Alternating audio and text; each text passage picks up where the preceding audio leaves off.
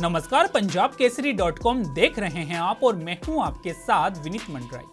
बिहार चुनाव से पहले पीएम मोदी ने जाति जनगणना कराने का दांव चलकर समूचे विपक्ष से सबसे बड़ा मुद्दा छीन लिया है। नई जनगणना के साथ ही अब जातियों की गिनती होगी, उसके बाद आरक्षण बढ़ाने का दांव चला जाएगा।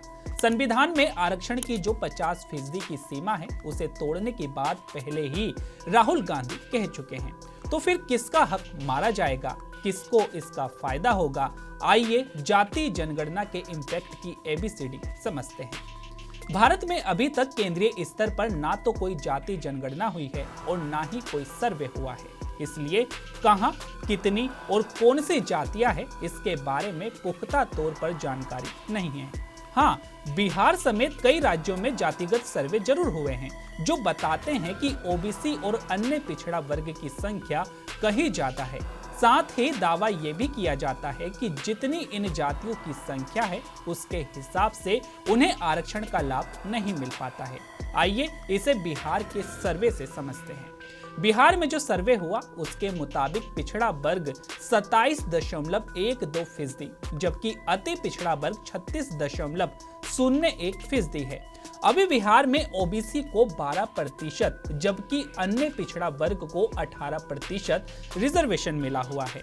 अगर इसी को मानकर जिसकी जितनी भागीदारी उसकी उतनी हिस्सेदारी वाला फॉर्मूला लागू करे, तो ओबीसी प्लस ईबीसी की जनसंख्या 63% से ज्यादा हुई, यानी इन्हें 63% आरक्षण दिया जाना चाहिए।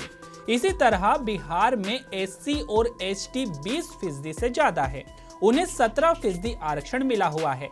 जब ओबीसी को ज्यादा आरक्षण मिलेगा तो वे भी बढ़ाने की डिमांड करेंगे।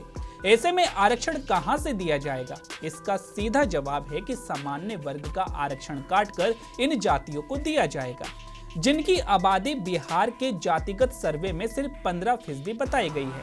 लेकिन अभी 50% सामान्य आरक्षण है, हालांकि इसमें सारी जातियां शामिल हैं। वहीं एक अनुमान के मुताबिक देश में ओबीसी की आबादी लगभग 35%, जबकि अनुसूचित जाति की आबादी 16.6% है। अनुसूचित जनजाति की आबादी 8.6% और सामान्य वर्ग की आबादी लगभग 25% बताई जाती है। अगर यही सच हुआ और इसी आधार पर आरक्षण दिया जाने लगा, तो सियासत का पूरा खेल बदल जाएगा। आपको बता दें कि बीजेपी को ओबीसी समुदाय से बड़ा वोट मिलता है। देश भर में इनकी आबादी 52% के आसपास होगी। बीजेपी अब पूरी तरह इन्हें अपने पाले में लाने की कोशिश करेगी। बीजेपी दिखाएगी कि वह हिंदू के हित के बारे में सोचती है। वह मुस्लिम आरक्षण के खिलाफ मैदान में उतरेगी, जिसकी कोशिश कांग्रेस और अन्य विपक्षी दल बार बार करते रहे हैं। बीजेपी को पता था कि जाति जनगणना ना कराकर वह खुद के लिए मुश्किलें पाल रही है। ऐसे में पीएम मोदी ने बड़ा दांव चल दिया है। तो आपकी इस पर क्या राय है, हमें कमेंट करके जरूर बताइएगा। तो अभी के लिए केवल इतना ही। ऐसे ही तमाम खबरों के लिए बने रहिए पंजाब केसरी.com पर। नमस्कार।